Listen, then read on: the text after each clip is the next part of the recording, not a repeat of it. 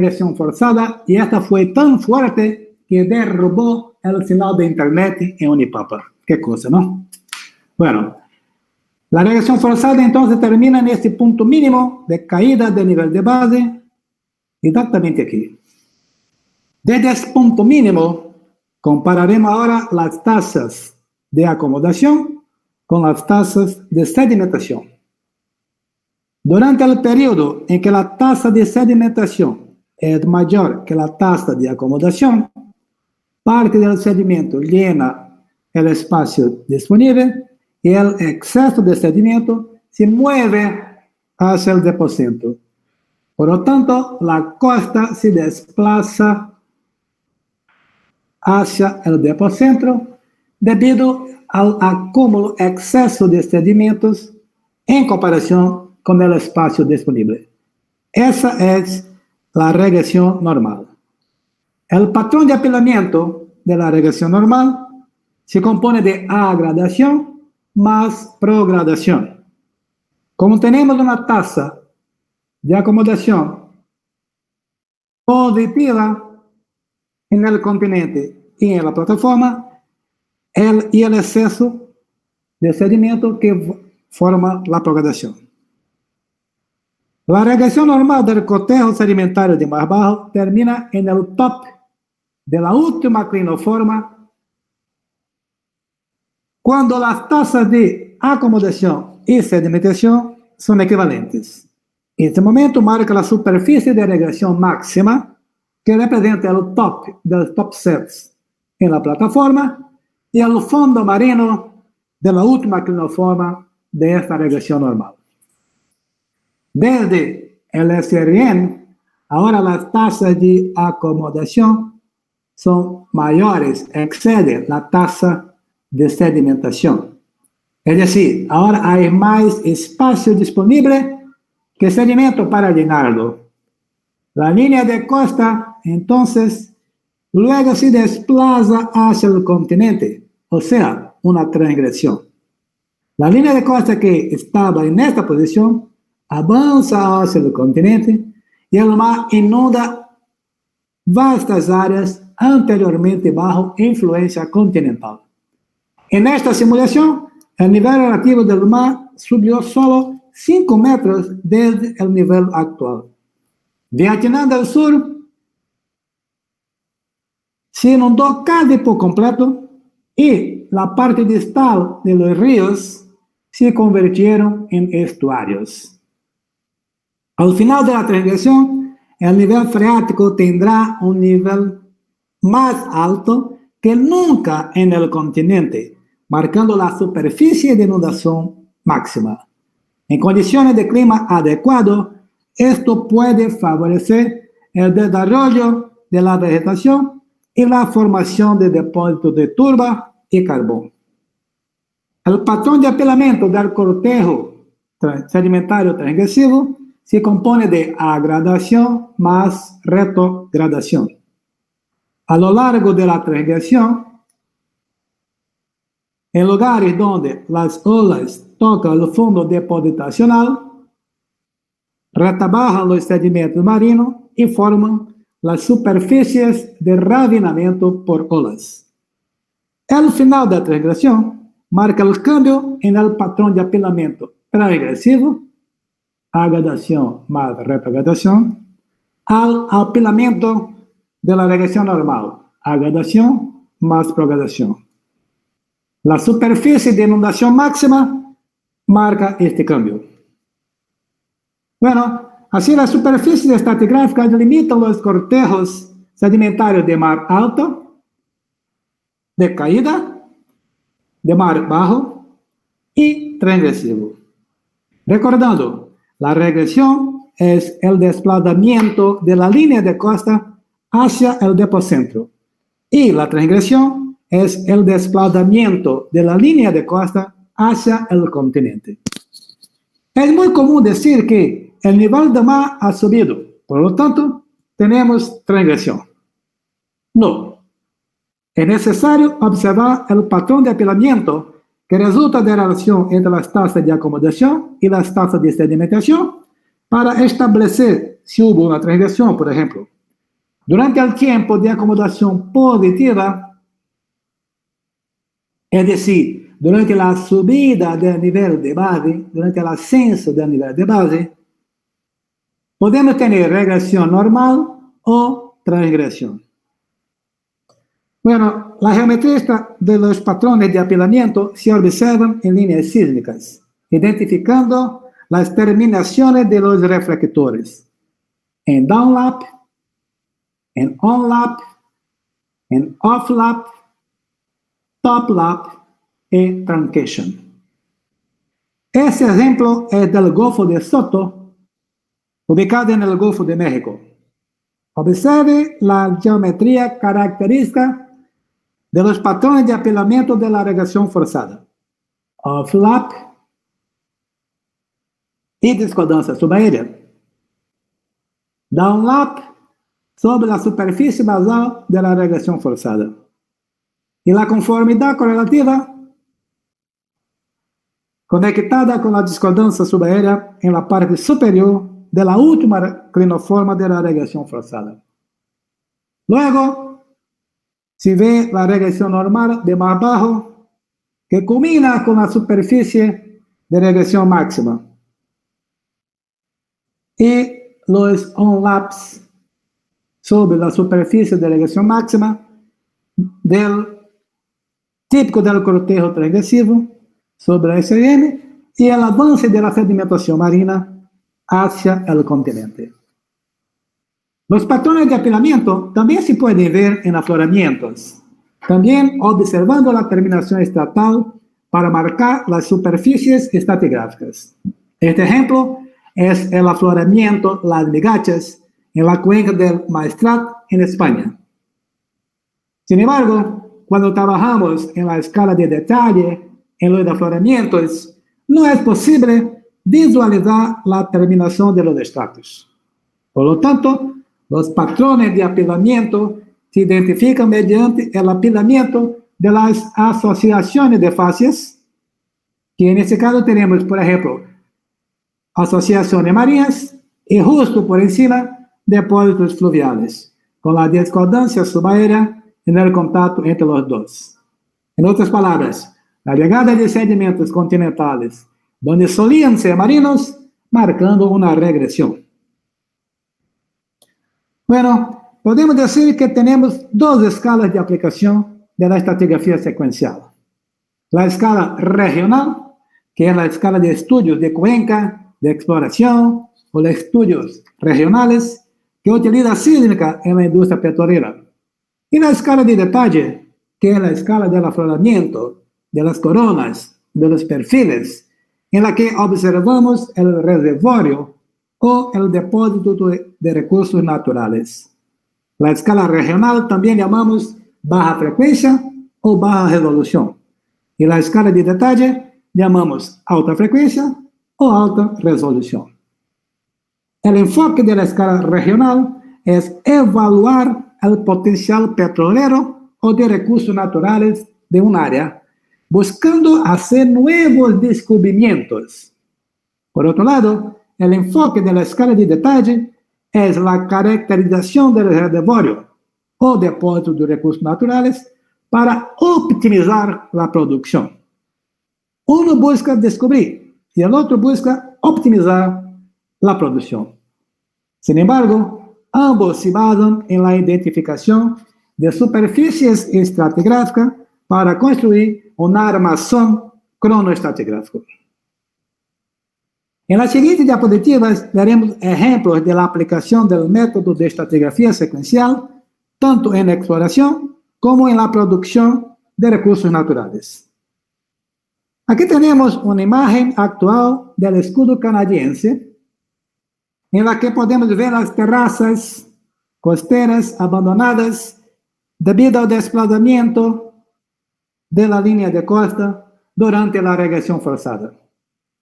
Además, tenemos un mapa de amplitud sísmica RMS en una región que ilustra exactamente la misma fisiografía de las terrazas costeras, estas manchas rojas, que están vinculadas a un sistema de cañones submarinos que alimentan turbiditas en forma de abanico en el fondo del mar. Este mapa de amplitud, en realidad, representa un mapa paleogeográfico con la disposición espacial de los depósitos en la plataforma, en el talud y en la llanura abisal al final de una regresión forzada. Y aquí arriba tenemos un dibujo esquemático que representa todos los depósitos formados durante la regresión forzada, basado en observaciones del registro sedimentario. A continuación, podemos resumir los principales aspectos del cortejo sedimentario de la etapa de caída, con su geometría y patrón de apilamiento estatal, preservando en el registro geológico el sistema depositacional marino somero a profundo, es decir, prácticamente solo hay acomodación en la parte marina de la cuenca. Los recursos naturales asociados con este cortejo sedimentario son depósitos de petróleo en turbiditas de alta densidad, como en el campo Albacora en la cuenca de Campos. En condiciones climáticas adecuadas, con más evaporación que abastecimiento del agua do mar, se forman depósitos evaporíticos que pueden transformarse en sellos para las acumulaciones de petróleo, como en Pre-Sal de Brasil, o depósitos de sal que, como ocurre en la cuenca del Amazonas, en la cuenca de Sergipe-Alagoas. El tiempo de exposición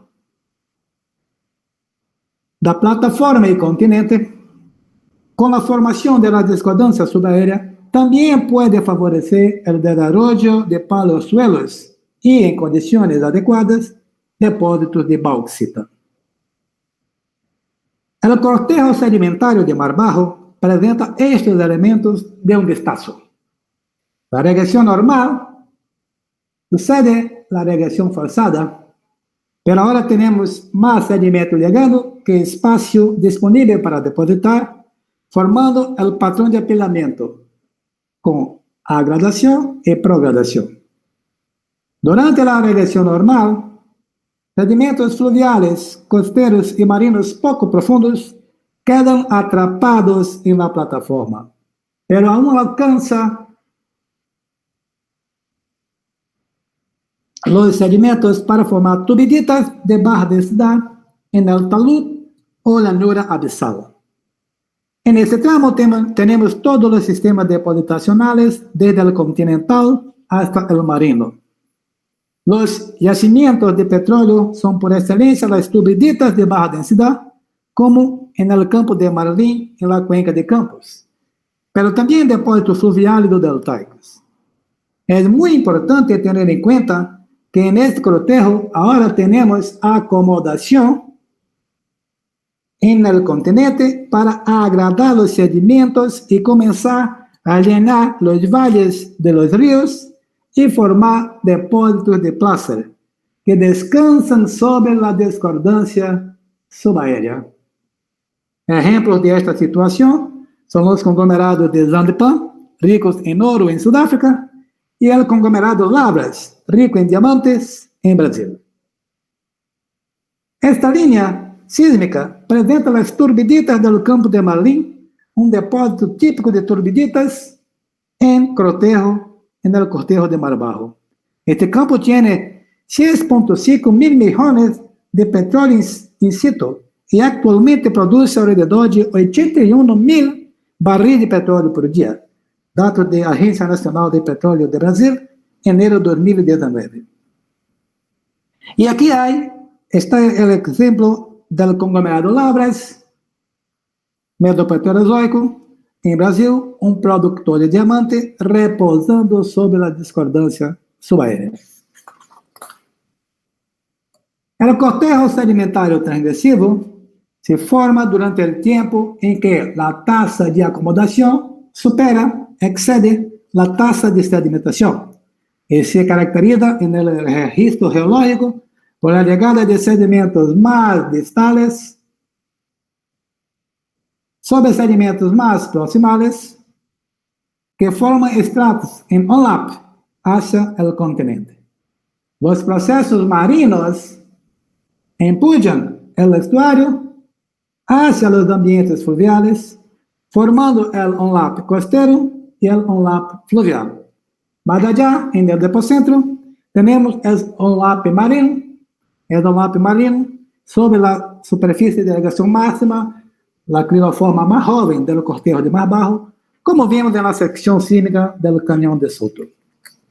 Este es el patrón de apilamiento con agradación y retrogradación.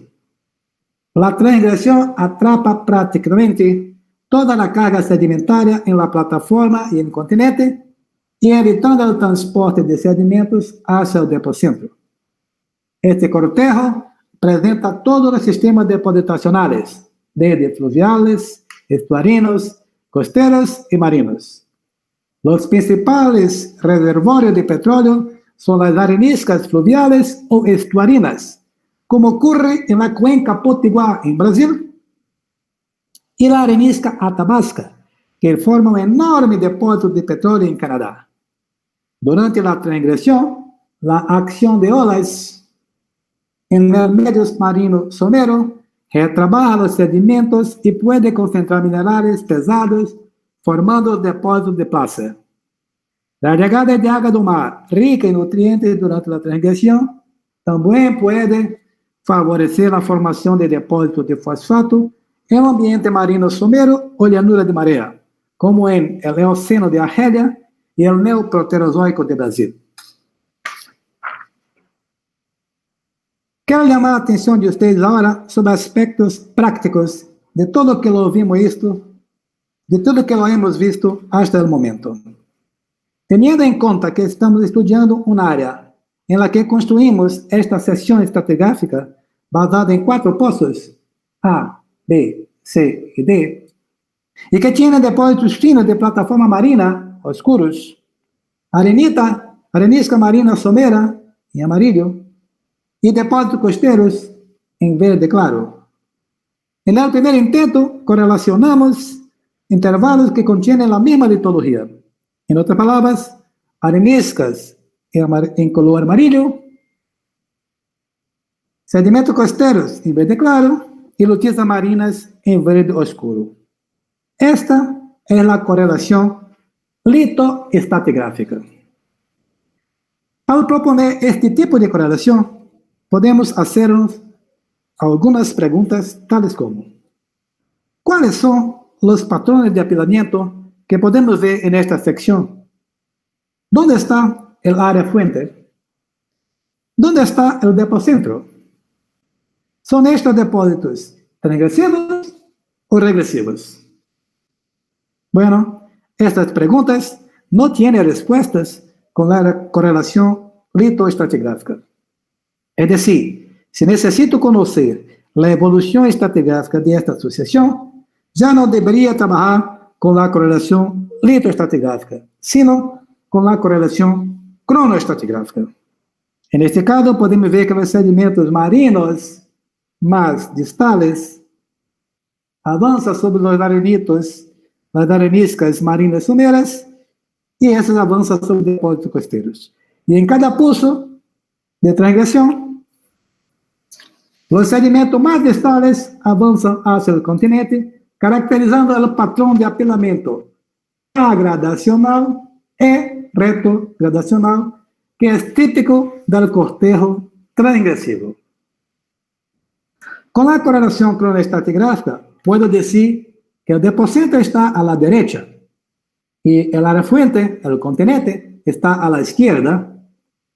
Vean las implicaciones económicas de un proyecto basado en la correlación litoestratigráfica. Digamos que el proyecto prevé usar el intervalo de arenisca 1 del pozo C para inyectar agua para desplazar y producir crudo del intervalo 2 en el pozo B. Por la correlación litoestratigráfica, todo debería ir bien. Pero de hecho, esta producción de petróleo no sucede. Entonces nosotros, geólogos, interpretamos una falla entre los pozos para explicar que los intervalos arenosos no están conectados y, por lo tanto, el fracaso del proyecto. Sin embargo, utilizando la correlación cronoestratigráfica, nos dimos cuenta de inmediato que el proyecto no puede tener éxito porque la arenisca 1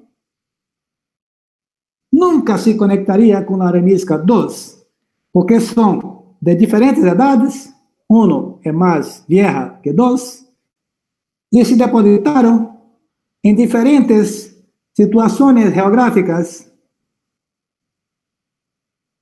y eso no permitió la conexión entre ellas. Por lo tanto, el proyecto de inyectar en el intervalo 1 y producir en el intervalo 2 nunca se consideraría utilizando la correlación cronoestratigráfica, y así evitaría que nuestra empresa desperdiciara algunos millones de dólares. El proceso de formación de depósitos de fosfato considera que la transgresión favorece la llegada de nutrientes del agua del mar y la interacción bioquímica atrapa el fósforo en los depósitos de carbonato. El ejemplo de este caso es el depósito de fosforita del neoproterozoico, Faja Pelada, Paraguay, en Brasil, donde tenemos estromatolitos con alto nivel de fósforo. Y aquí hay una figura que ilustra el proceso de formación de la superficie de ravinamiento por olas. Esta superficie se forma cuando las olas tocan el fondo marino en un contexto marino raso, somero, retabajan los sedimentos e empujan la fracción más gruesa y pesada hacia la playa y ponen los finos de suspensión para depositarlos hacia el depósito en los lugares debajo del nivel de base de las olas. Los minerales pesados y los granos más gruesos que estaban dispersados en los sedimentos son de esta manera concentrados y o empujados hacia la playa. Este depósito se llama conglomerado transgresivo o transgressive lag. El trabajo del sedimento por las olas favorece la concentración de granos de minerales pesados y puede formar depósitos de placer. Aquí tenemos ejemplos modernos de este proceso sedimentario en Nueva Zelanda, donde un sistema de drenaje trae grava a la costa y las olas lo retrabajan, elimina todos los finos y concentra la grava.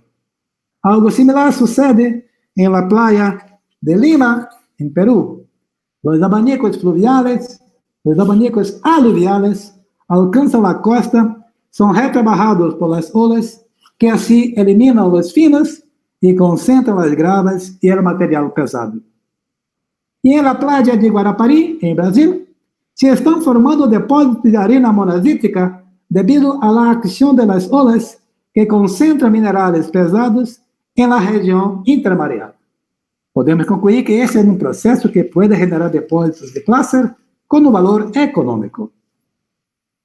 Finalmente, el final del cortejo transgresivo está limitado por la superficie de inundación máxima. Sí, recuerden que este es el momento en que la capa freática alcanza su posición más elevada en el continente. Luego, este es el momento en que, en condiciones de clima adecuado, favorece el desarrollo de la vegetación y la formación de depósitos de turba y carbón.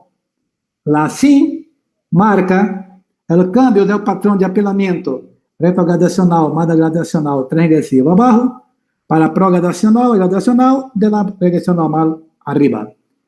Tengan en cuenta que los depósitos de carbón están asociados con la SIN de varias frecuencias que se muestran en esta figura, y eventualmente los depósitos de carbón que pueden ocurrir en el continente a unos cientos de kilómetros alejados de la posición de la costa en ese momento, debido a la elevación de la capa freática en el continente asociado con la transgresión. Por lo tanto, la concentración de depósitos de carbón es indicativa de la SIN en un contexto continental. Los depósitos sedimentarios asociados con la SIN forman la llamada sección condensada y pueden transformarse en rocas madres de petróleo. Este es el esquema que resume los principales aspectos del cortejo sedimentario de mar alto. El patrón de apilamiento es agradación más propagación, pero en downlap sobre la sim. Y los deltas son representantes típicos de este cortejo. Todos los sistemas depositacionales se registran desde fluvial hasta costero, deltaico y marino. Los depósitos de petróleo más típicos son los formados en el frente deltaico, como en la cuenca del Recóncavo, una cuenca tipo rift en Brasil, y en la cuenca de la Alhambra, en el delta del Níger, una cuenca de mar pasivo en África. Aquí tenemos la imagen sísmica de la regresión normal, un ejemplo de una línea de la cuenca de Neuquén, en Argentina, en esta posición. Podemos ver claramente las clinoformas avanzando hacia el depocentro en ese intervalo de la formación Vaca Muerta, Jurásico, en downlap sobre la sim. Este tipo de geometría estatal demuestra que los depósitos clásicos plataformales avanzan hacia el depocentro, se forman en distintas posiciones geográficas y no están conectados entre ellos. Esta línea tiene unos 42 kilómetros de largo. Y aquí vemos la formación Lajas, también del Jurásico, en un afloramiento en el anticlinal Picún-Leufu, en la cuenca del Neuquén, con la geometría estatal típica de la regresión normal. Siga, por ejemplo, esta capa de arenisca y vea que no se conecta con otras, y todas cambian de fases de arenisca a lutita hacia el depocentro, con terminaciones en downlap. Este es el patrón estatal de la regresión normal. Quiero agradecer a mi querido amigo y profesor de estratigrafía, Carlos Arregui, de la Universidad Nacional del Comahue, Neuquén, Argentina, por las grandes discusiones que tuvimos sobre la estratigrafía, por el conocimiento y por la transferencia de esta imagen. Muchas gracias, Carlito. Ahora, tenga en mente este patrón de apilamiento de regresión normal para analizar una correlación entre dos pozos. Esta. Las litologías son areniscas de frente deltaica proximal, heterolitos de frente deltaica distal y lutitas de prodelta. Esta correlación es litoestratigráfica y que presenta cuerpos arenosos con geometrías de lente. Y nuevamente nos hacemos esas preguntas. ¿Cuál es el patrón de apilamiento? ¿Dónde está el área fuente? ¿Dónde está el depocentro? ¿Son estos depósitos regresivos o transgresivos? Bueno, estas preguntas también no tienen respuestas con este tipo de correlación. Sin embargo, si interpretamos los depósitos como deltaicos, que son típicos de la regresión normal, esta es la correlación que responde a todas esas preguntas, porque demuestra la geometría de los estratos con progradación hacia el depocentro. Vean que los depósitos arenosos no están conectados lateralmente ni verticalmente unos con los otros, como observamos en el afloramiento. Observen el cambio de fases en cada clinoforma y las terminaciones en downlap. El flujo de fluidos avanza de forma independiente en cada clinoforma, que están aisladas entre sí por un intervalo de finos delgados. Los reservorios tienen heterogeneidades horizontales, el cambio de fases, y verticales, el sello. Por lo tanto, un proyecto de inyección de agua y producción de petróleo entre dos pozos, que podría ser basado en la correlación lithoestratigráfica, volverá a estar condenado al fracaso. Este es un aspecto práctico con enorme impacto económico en un proyecto de este tipo en un campo petrolero. Bueno, este método se aplicó en la cuenca de Talara, en Perú. Cuando los españoles llegaron a Sudamérica, calafatearon sus barcos con el aceite obtenido de las exudaciones en la cuenca de Talara. El primer pozo productor se perforó en 1869 y hoy hay más de 12,000 pozos en tierra. La producción acumulada hasta la fecha es de aproximadamente 1,7 billones de barriles de óleo y 340 billones de pies cúbicos de gas. Se estima que todavía aún quedan 1,7 billones de barriles de óleo recuperables. Luego se aplicó el método de la estratigrafía secuencial a un proyecto para optimizar la producción. Y aquí hay una sección cronoestratigráfica que muestra las diferentes propagaciones deltaicas en alta frecuencia, delimitando las diferentes zonas productoras en esta parte de la cuenca. Quiero agradecer a mi amigo Kevin Carpio por este excelente trabajo y por esta figura. Gracias, Kevin. En las siguientes diapositivas presentaremos ahora un ejemplo de correlación cronoestratigráfica en el intervalo que incluye depósitos fluviales de formación azul y depósitos de carbonato marino de formación Ponta do Mel de edad albiana en la cuenca Potiguar, en Brasil. La sección sísmica presentada aquí, sin interpretación, corresponde a esta línea roja en el mapa. La parte ubicada en el pozo 17 al suroeste, pertenece a la porción de tierra, y desde el pozo 18, aquí en ese punto, la mayor parte de la sección hacia el noroeste, es al noreste, al nordeste, se encuentra en la posición marina actual de la cuenca. Esta es la sección sísmica interpretada que ilustra la evolución estratigráfica entre el Labiano y el Campaniano. Este intervalo incluye las mayores acumulaciones de petróleo en la porción terrestre de la cuenca Potiguar. Los dos campos más grandes en esta porción de tierra tienen un volumen de óleo in situ de 1,6 mil millones de barriles de petróleo y hasta ahora han producido alrededor de 330 millones de barriles, datos de Agencia Nacional de Brasil, de diciembre de 2017. Centrémonos en la secuencia 1, esta aquí, entre la discordancia 1 y la discordancia 2. Desde el pozo 17 tenemos, hacia el continente, tenemos la formación azul, con depósitos fluviales, y desde el pozo 19 tenemos la formación Ponta do Mel, que consiste en una plataforma carbonática.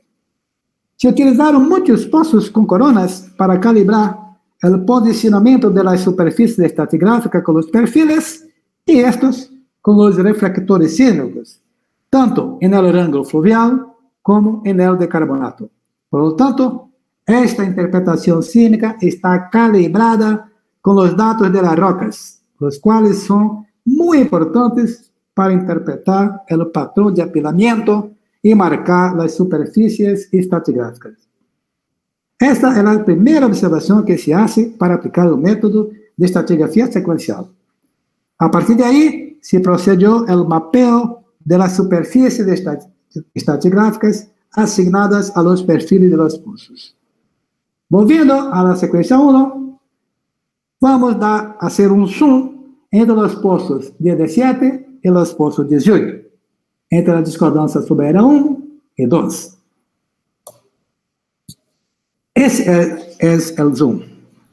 Aquí está la discordancia subaérea 1 en rojo, la superficie de irrigación máxima en azul, la superficie de dimulación máxima en verde y la superficie de discordancia subaérea 2 en rojo. En otras palabras, el cortejo de mar bajo, el cortejo transgresivo y el cortejo de mar alto. Un poco a la izquierda está el pozo 17 y un poco más a la derecha el pozo 18.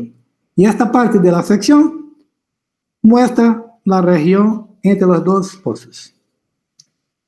Observen que a lo largo de cada cortejo sedimentario hay un cambio en las fases sísmicas.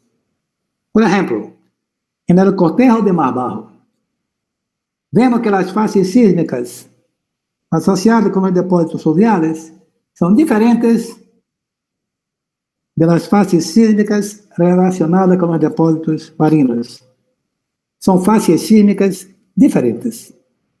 Lo mismo se pasa en el cortejo transgresivo,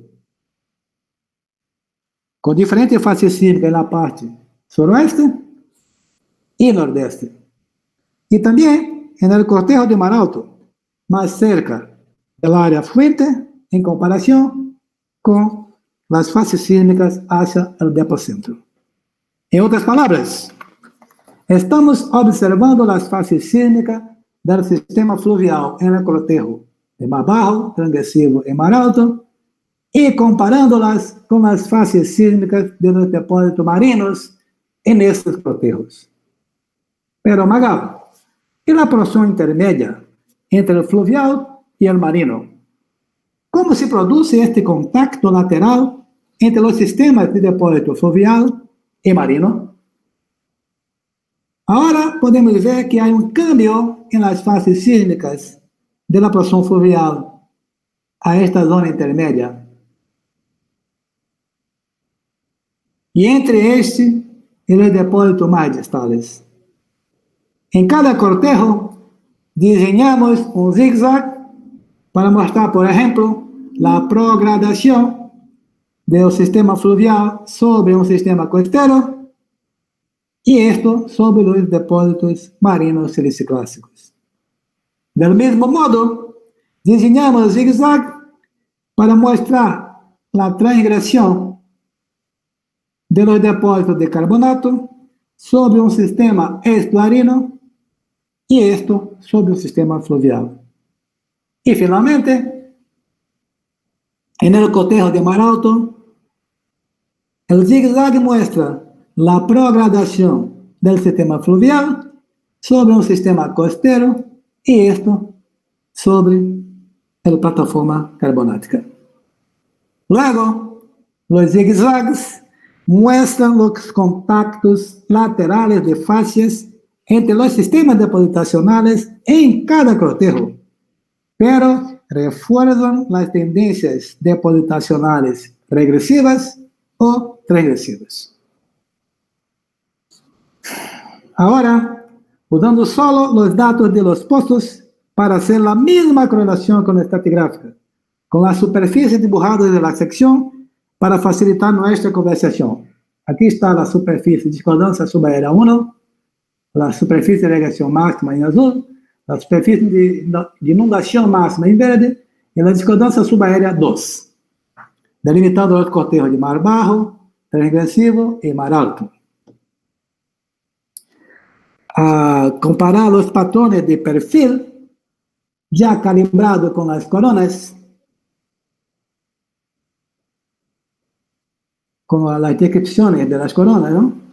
Vemos que los perfiles también muestran diferentes características entre los pozos.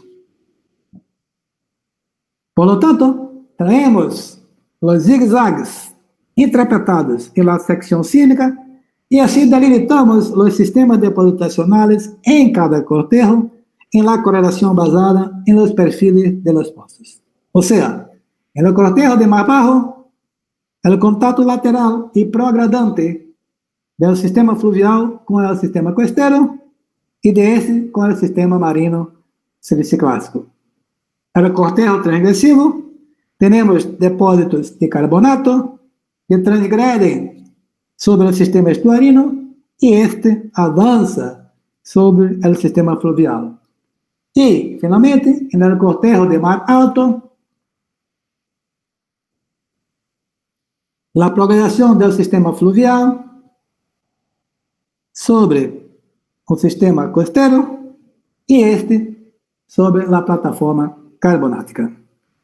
Esta secuencia termina con la discordancia subaérea 2, que forma relieve kárstico en la parte superior de la discordancia subaérea, en la parte superior de la plataforma carbonática, y troncamientos sobre depósitos costeros y fluviales. Bueno, esta interpretación presenta los dominios, las áreas de ocurrencia de los diferentes sistemas depositacionales, limitados por los zigzags. Ahora, sabemos que los procesos sedimentarios que actuaron en el dominio fluvial son completamente diferentes de los que actuaron en el dominio costero estuarino y que, a su vez, también son totalmente distintos de los que actuaron en el contexto marino. Bueno, si son depósitos formados por diferentes procesos, tendremos diferentes fases en cada uno. Y las diferentes fases deben presentar heterogeneidades y propiedades petrofísicas que también son diferentes. Por ejemplo, porosidad, permeabilidad, saturación de fluidos. Por lo tanto, la delimitación de los sistemas en cada cortejo no es una cuestión puramente académica, pero tiene un gran impacto en el modelado 3D de los yacimientos en cada sistema depositacional, y esto debe considerarse en la estrategia de perforación y producción de los pozos e implementación de proyectos para la producción de petróleo. Este es el aspecto práctico de utilizar el método de estratigrafía secuencial, correlación con estratigráfica, delimitar la región de ocurrencia de sistemas depositacionales, luego pasar a modelar y definir la estrategia de producción de los pozos.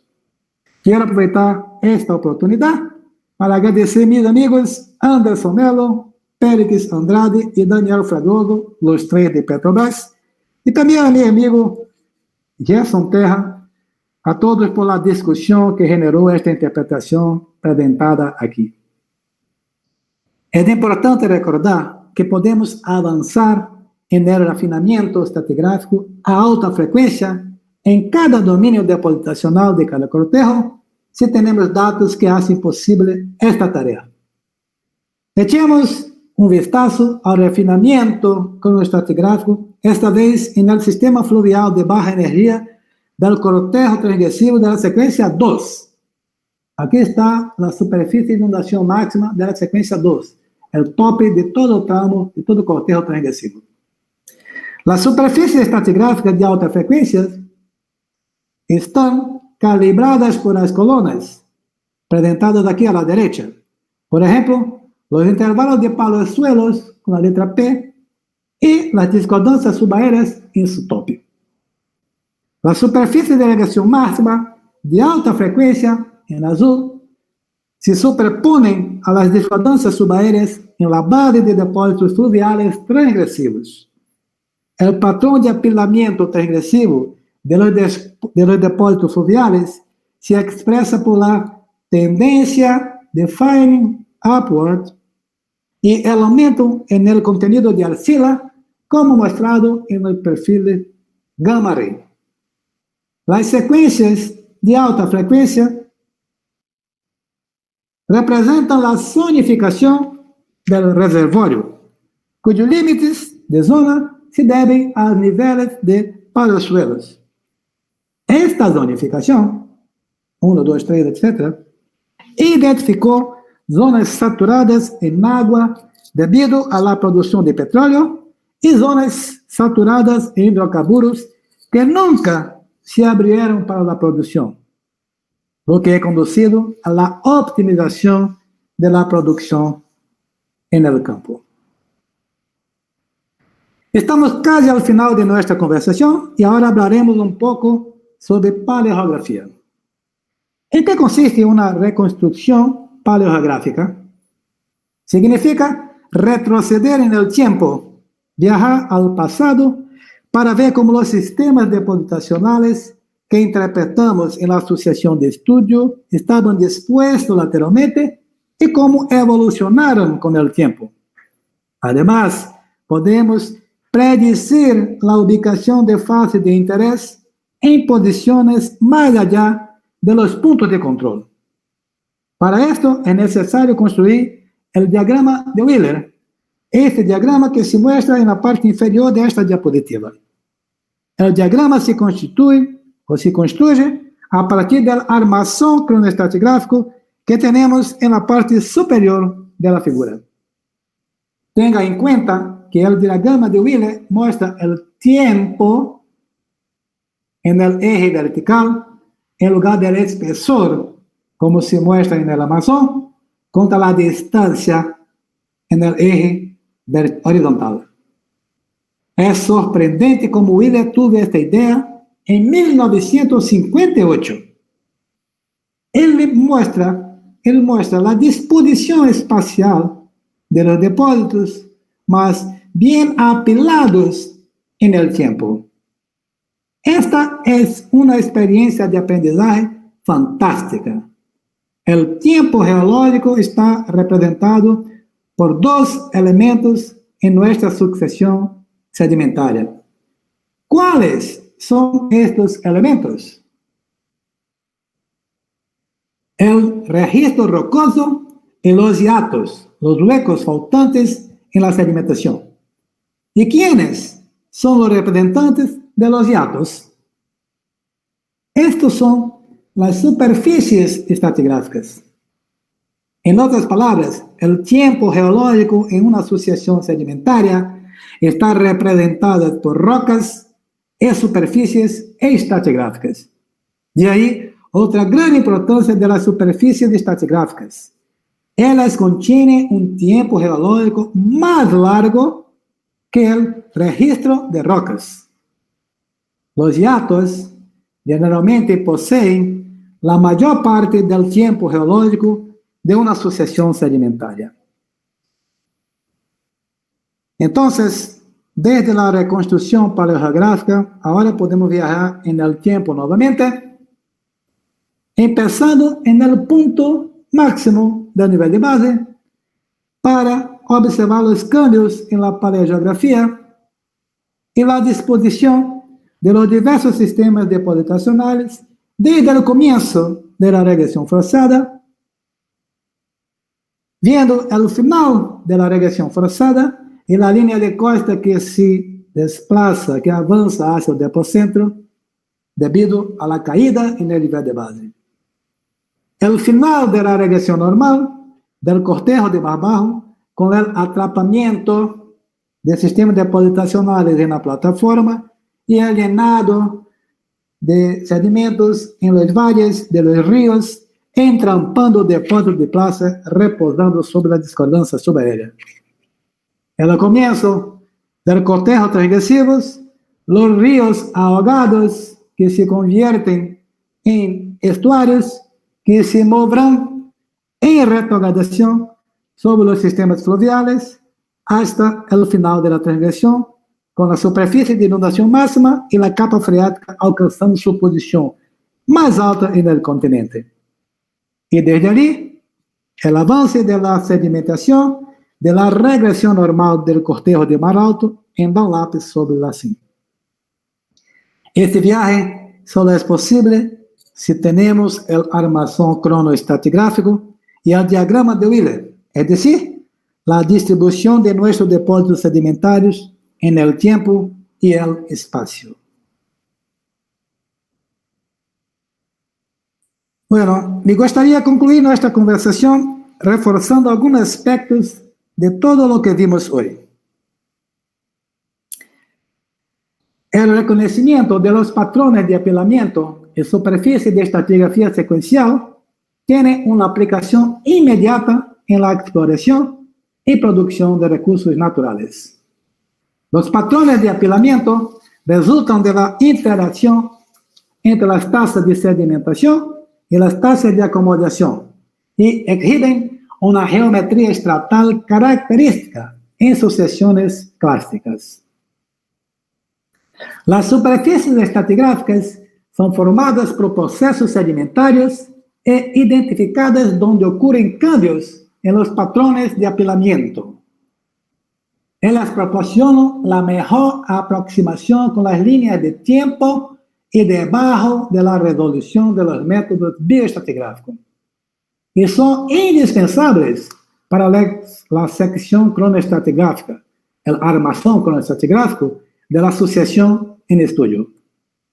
En una asociación sedimentaria, el tiempo geológico está representado por el registro rocoso y los hiatos, o sea, las superficies estratigráficas. La correlación litoestratigráfica no está indicada para evaluar adecuadamente los depósitos de recursos naturales.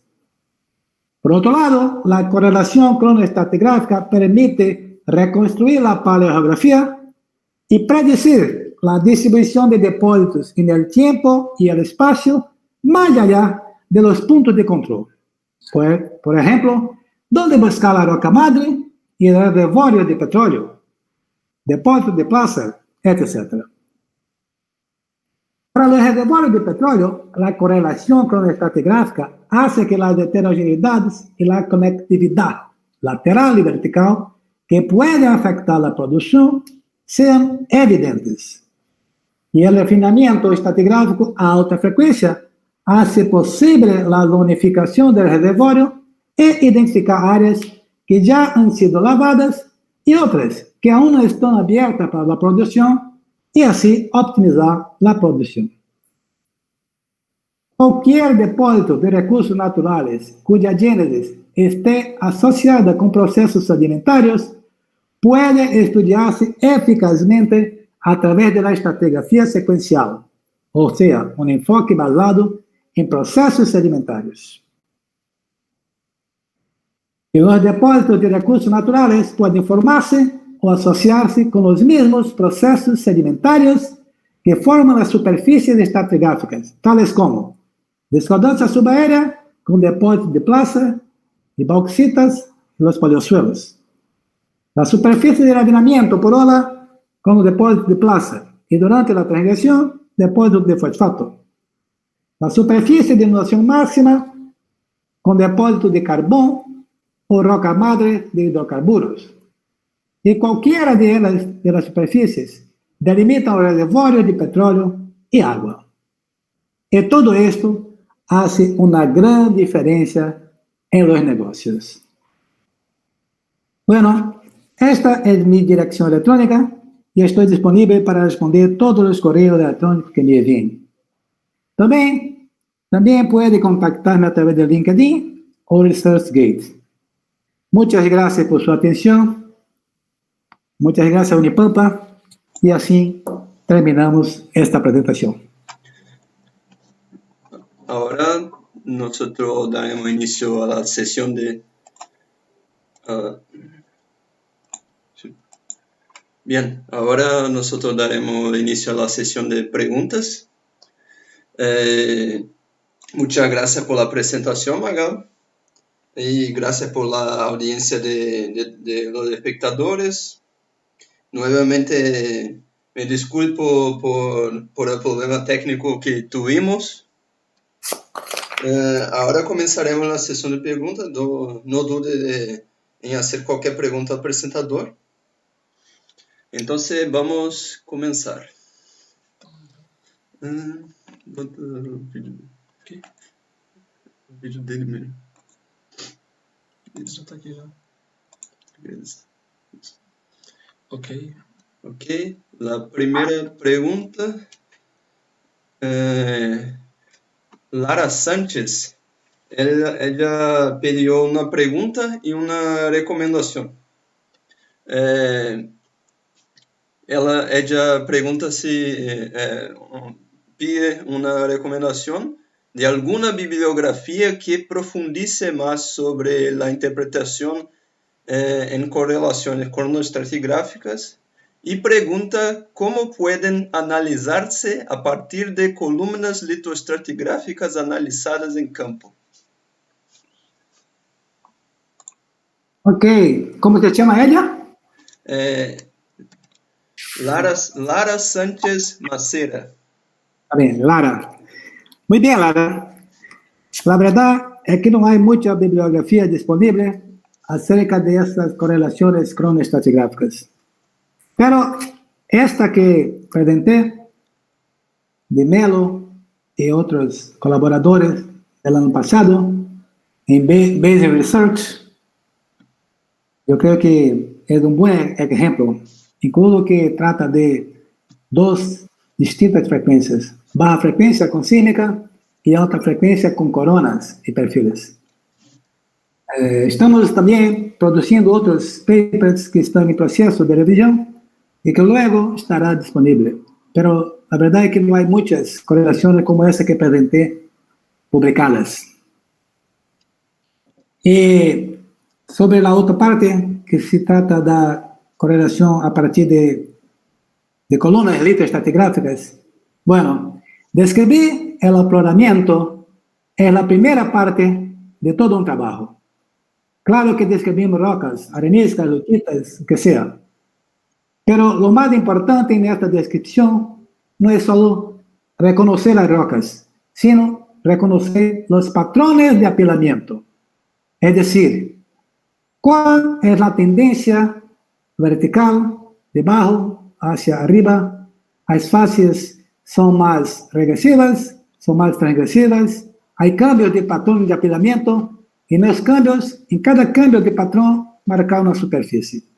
Ese es el primer trabajo para transformar esta imagen lito en una correlación crono. Después podemos hablar un poco más.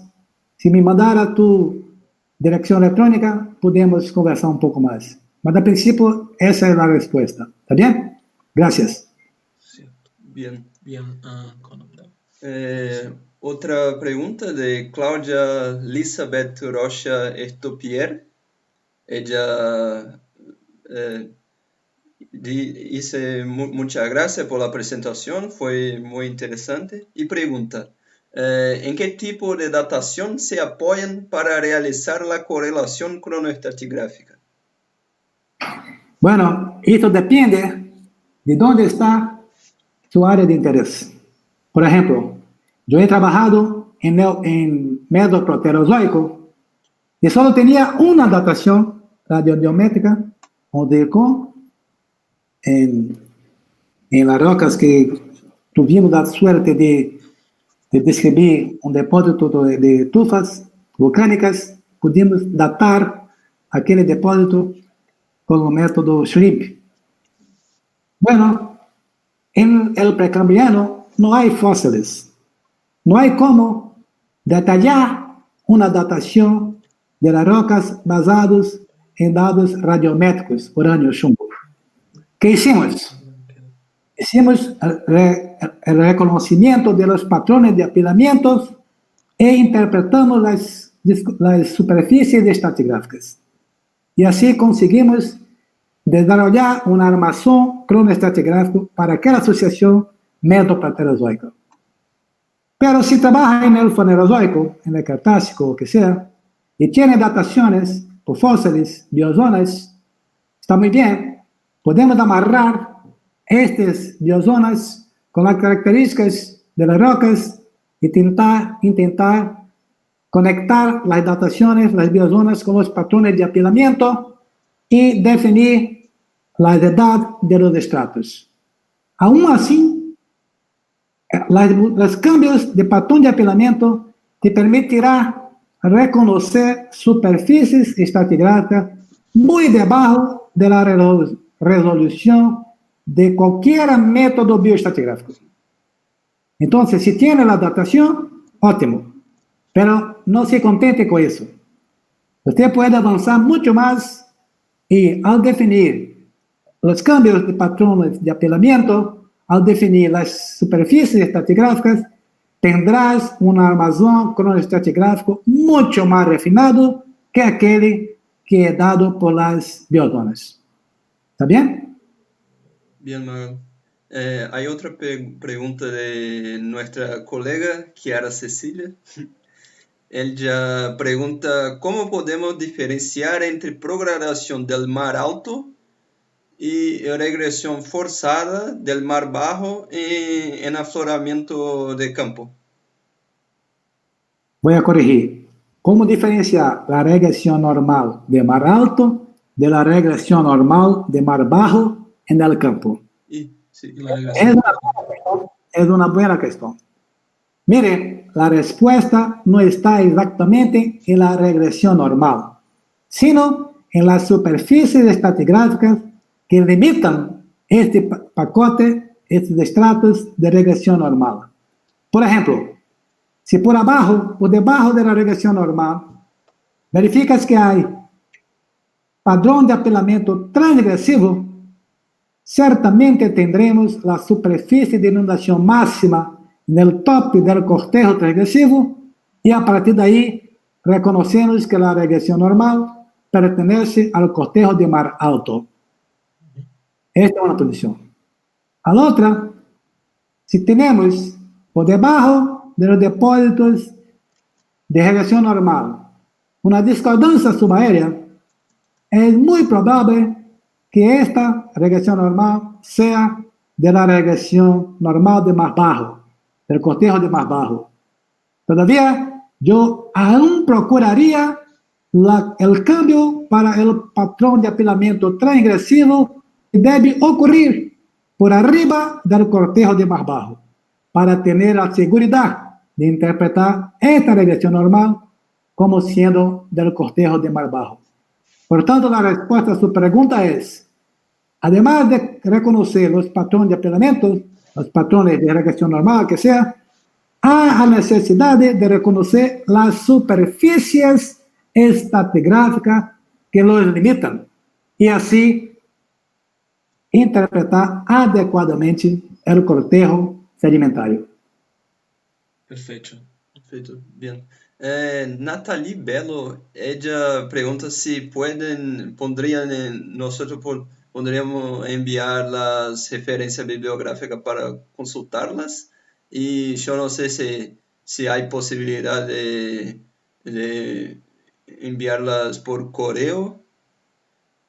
Sí, si me enviara su dirección electrónica o cualquier de uno de ustedes que tenga interés en esa bibliografía, en esa referencia, basta que me envíen un email y yo les responderé con mucho gusto y les indicaré algunas referencias bibliográficas. ¿Ok? Bien. Ahora otra pregunta de nuestro maestro, profesor Felipe Guadanin. Él pregunta, ¿cuál es el impacto potencial en el volumen de hidrocarburos en un depósito cuando no se aplica estratigrafía secuencial? Gracias, Felipe. Muy bien saber que está oyendo esta conferencia. Bueno, la verdad es que cuanto al volumen de hidrocarburos, la estratigrafía secuencial no hace la menor diferencia. El volumen está abajo en la roca. No hace diferencia si usa la lito o la cronoestratigráfica, la correlación lito-cronoestratigráfica. Lo que hace sí la diferencia es en la producción. ¿Cuánto de este volumen que está abajo en el subsuelo yo puedo producir? En los dos ejemplos que le mostré acá, en esta conferencia, le mostré los impactos que podemos tener, o podemos ganar, o podemos perder millones de dólares si utilizamos una correlación inadecuada para evaluar los reservorios.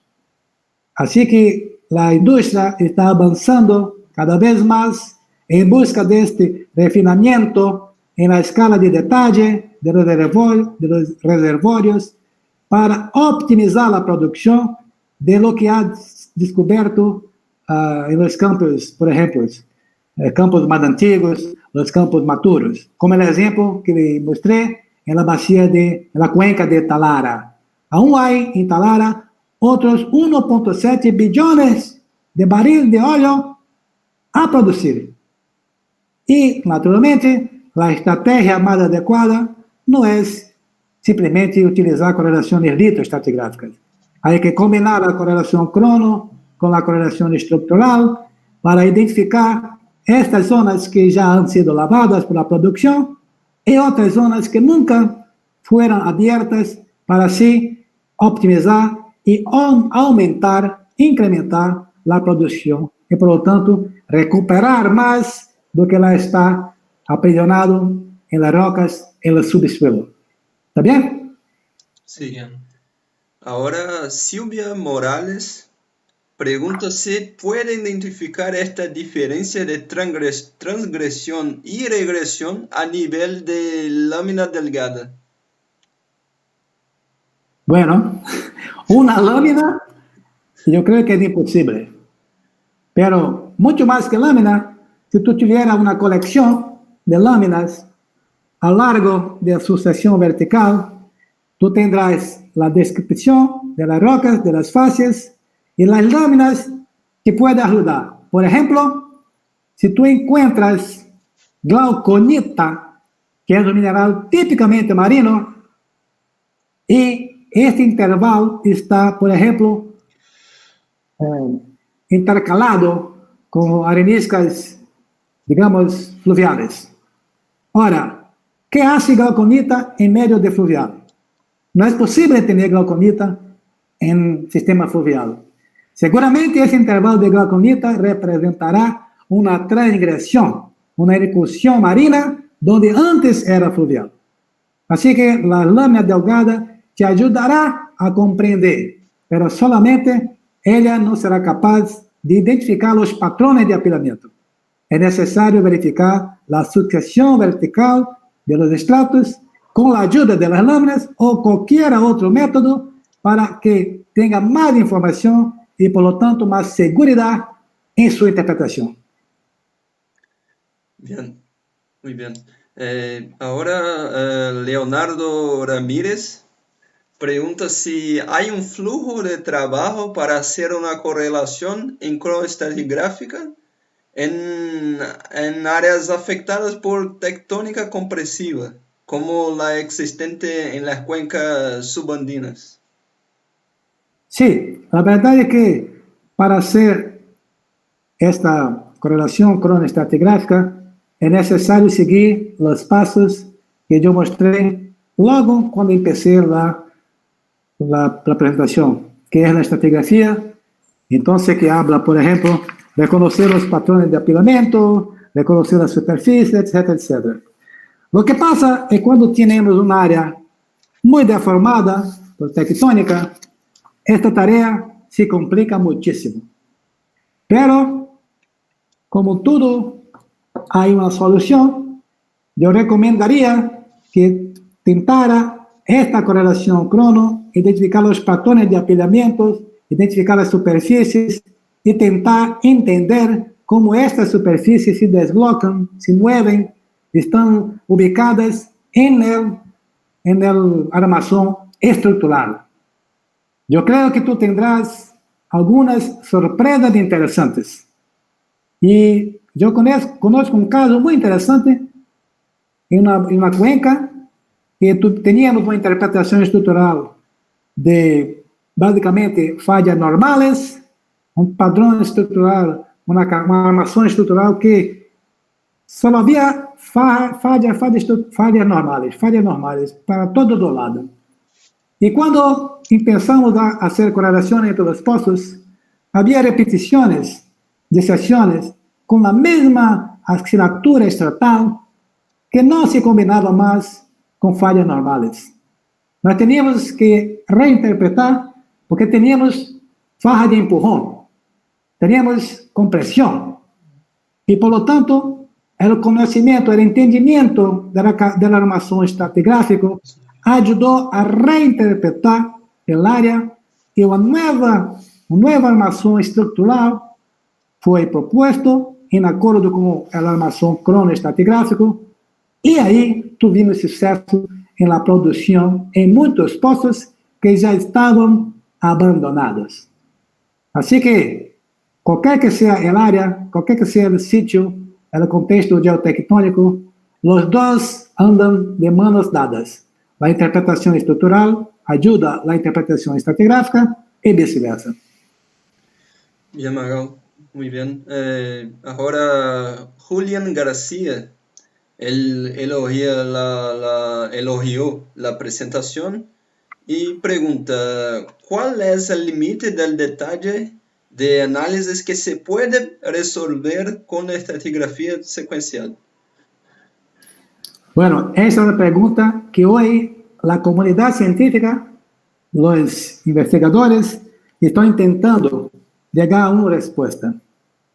Lo que pasa es que cuanto más detalle nosotros tenemos y podemos reconocer patrones de apilamiento en varias escalas, más difícil fica, más difícil es establecer o que es importante, cuál es la superficie que yo voy a trabajar.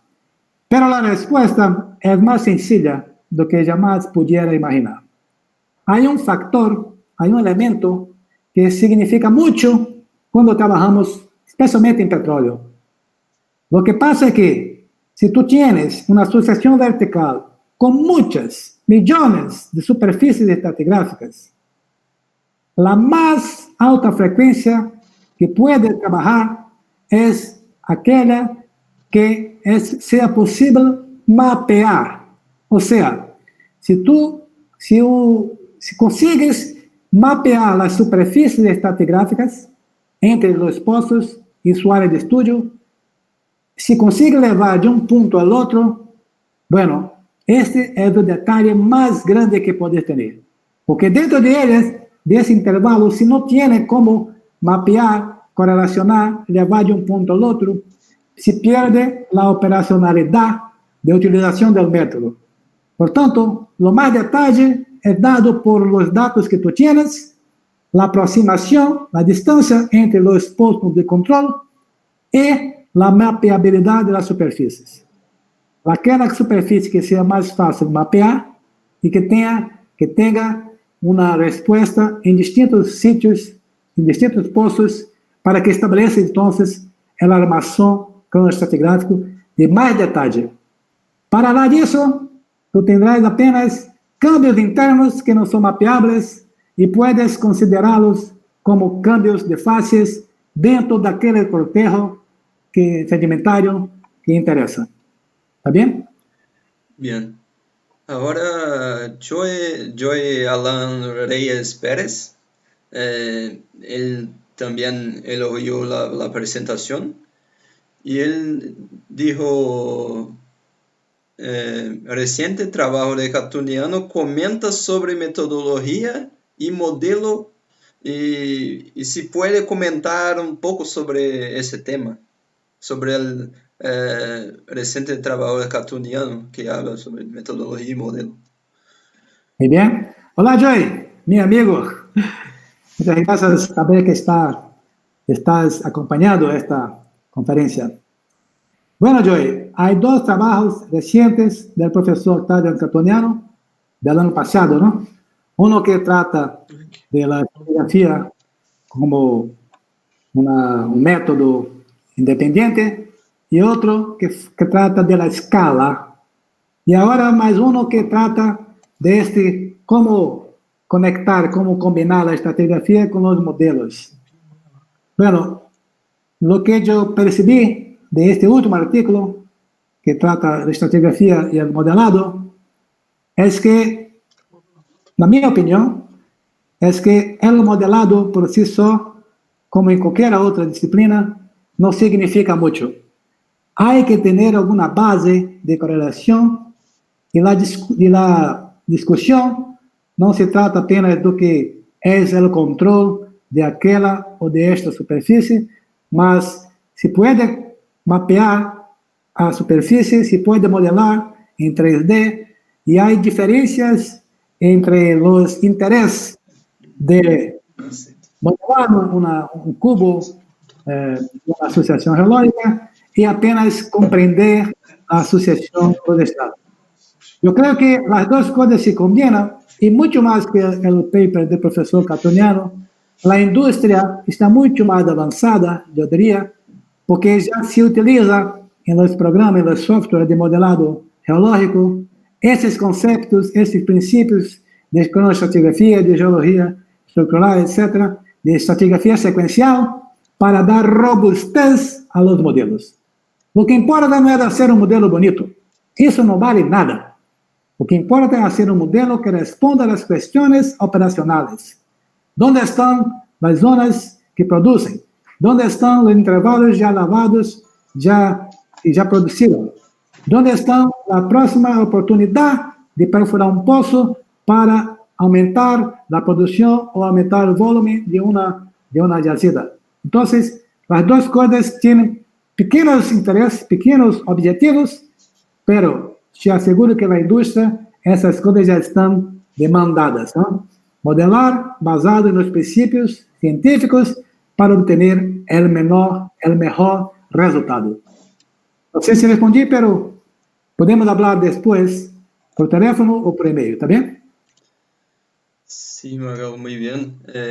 No sé cuánto tiempo tiene, pero ¿cuántas preguntas quieres responder? Pero hay unas tantas. Entonces, Bueno, déjame decir, yo con ese retardo, yo creo que terminé la presentación a las 5:45. Yo creo que podemos ir hasta las 6:15, más 15 minutos. más que Y la restante de las preguntas me envíen por email, que yo teré mucho gusto en responderles. ¿Está bien? sí, muy bien. Entonces, Gracias. ahora la pregunta de Juan Manuel Daguert. Él pregunta si puede aplicar estratigrafía secuencial si estamos trabajando solo en ambientes continentales. Sí, por supuesto. Sí, Lo que pasa es que en el continente hay dos dominios, dos. Hay un dominio que está bajo la influencia del desplazamiento de la línea de costa. Eso que presenté hoy. La línea de costa transgrede o regrede y los sistemas continentales responden a ese desplazamiento. Entonces, los fluviales, por ejemplo, que cambian de fluviales de alta energía a baja energía, en ese contacto, por ejemplo, tenemos abajo alta energía, lo cortejo de mar alto, fluvial de baja energía, el fluvial del cortejo transgresivo, y esa superficie, la superficie de irrigación máxima, y por ahí va. Também mostrei o exemplo da cuenca potiguar, onde um depósito fluvial transgressivo, conseguimos fazer um refinamento a alta frequência e proponer uma nova zonificação do reservório. Está muito bem. Outra coisa é trabalhar em um ambiente continental alejado da influência do desplazamento da linha de costa. Ou seja, trabalhar em regiões que não hace falta se o nível de base subiu ou bajou por conta de desplazamento, de hielo, o que seja, mas que está alejado disto, lo que chamamos que temos o controle upstream. O primeiro, control downstream. Esse outro, alejado da linha de costa, control upstream, donde os controles em la sedimentação são basicamente tectônica e clima. Novamente, podemos definir, dividir, separar, reconhecer patrones de apilamento distintos de alta acomodação, quando há muito espaço para o sedimento depositar, e normalmente os depósitos fluviais, por exemplo, quedam ricos em arcilhas, em lutitas, ou intervalos de baixa acomodação, o que significa que há pouco espaço disponível e os sistemas fluviais têm que cambiar de lado para lá e para cá e rellenam todo o espaço e queda pouca arcilha preservada, queda muito mais areniscas que lutitas. E com esses dois patrones podemos subdividir o registro rocoso em tratos de alta e baixa acomodação. Isso para começar. Bueno, tudo isso depende muito de onde está sua área de interesse. Mas, claro, há método para isso também. E eu recomendo que leia o livro do professor Tadeu Catoniano, de 2006, que ele já trata desse assunto, desse tema no livro. Está bem? Bien, muy bien, ótimo. Brandon Corado, él pregunta si un estudio de microfacies ayudaría a resolver problemas de estratigrafía secuencial o si es muy pequeña la escala para el estudio. No, Brandon. Yo creo que toda la información que consigas obtener es válida. Es algo parecido con la pregunta que fizeram acerca de lâmina delgada. Lo que pasa es que en depósitos, en sucesiones clásticas, el estudio de microfacies no creo que traiga mucho más informaciones. Si fuera carbonato, por ejemplo, no hay como hacer estratigrafía secuencial en sucesiones carbonáticas sin las microfacies. No hay. Pero en sucesiones clásicas, las microfases o el estudio a escala de microscopio trae alguna información, pero que muchas de ellas ayudan, como por ejemplo si tiene una fase con minerales marinos, o si tiene, por ejemplo, también muy importante, iconofósiles. Todo eso ayuda a entender el patrón de apilamiento. Yo no descartaría ningún método en mi estudio. Por lo contrario, cuanto más datos obtenidos de distintos métodos, más fuerte, más concreta, más robusta será la interpretación. Muy bien. Ahora, Alejandra Bustos Lastanau, ella hizo dos preguntas.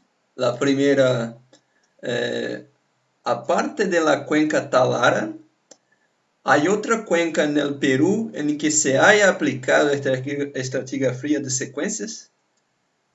Y la segunda, ¿cuál de los modelos de secuencia es más fácil de trabajar? Bueno, la primera pregunta, lo que yo sepa, no. Solamente ese estudio en Talara. Que yo sepa, yo no he leído nada publicado sobre algún estudio de aplicación del método de estratigrafía secuencial en alguna cuenca peruana. La segunda pregunta, yo necesito que esclareça. ¿Qué dice con modelo? ¿Qué quiere decir con modelo? Modelo de estratigrafía, modelo de secuencia, secuencia tipo 1, tipo 2.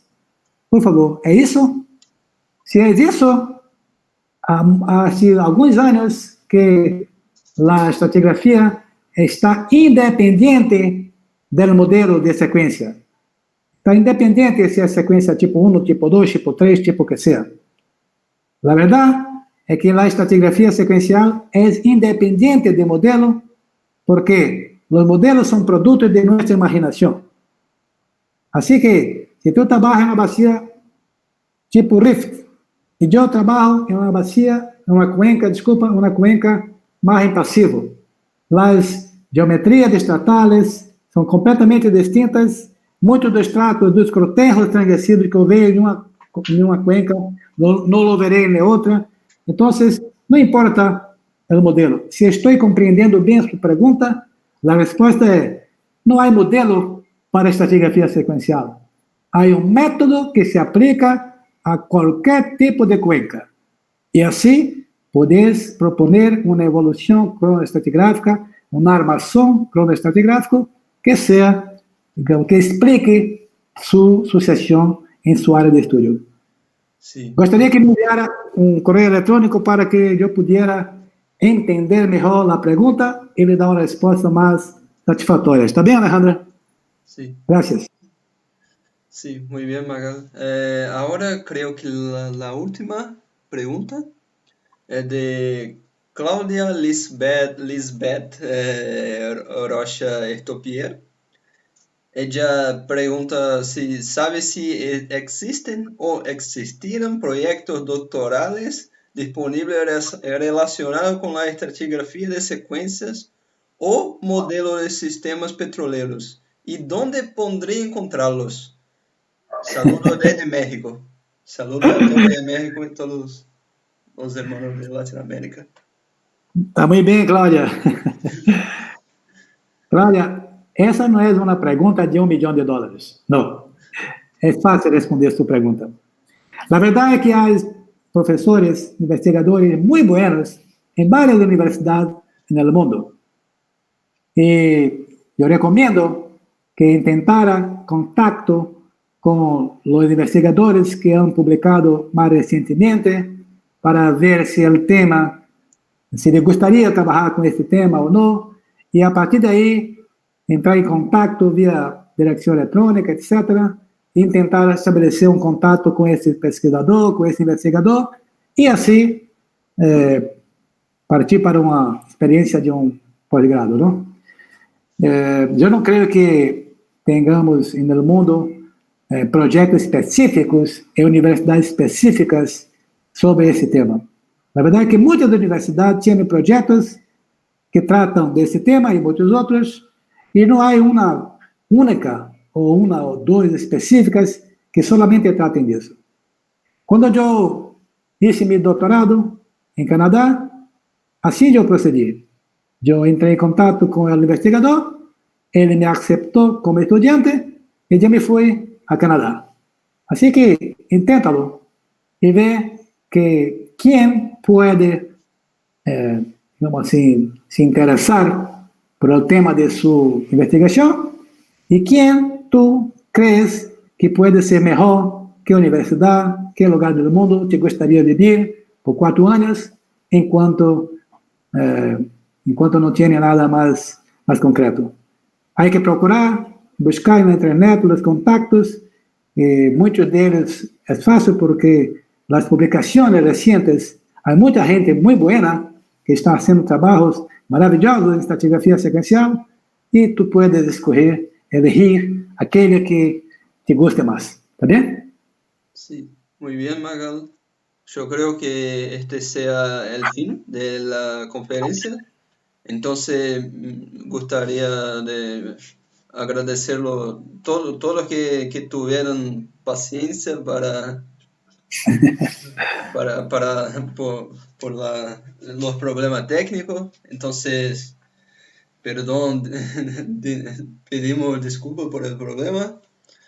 Y también descargaremos ambos vídeos porque la transmisión quedó en dos partes diferentes. Entonces, cargaremos en YouTube los dos juntos. Entonces, para que ustedes vean en el futuro. Entonces, esto gustaríamos de agradecer a todos que los espectadores. Entonces, muchas gracias. Muchas gracias, Magal, por la excelente charla. Entonces, é esto. Se quiser deixar uma palavra final, Magal, em espanhol, para nossos colegas. Bueno, yo me alegro mucho por tantas preguntas, tanta gente interesada en el tema, y me pongo a disposición para cualquier uno que se interese en discutir, en trocar, en cambiar información. Muchas gracias por la oportunidad y deseo muy éxito para todos ustedes. Gracias. Gracias, Magal. Até mais, todos. Fiquem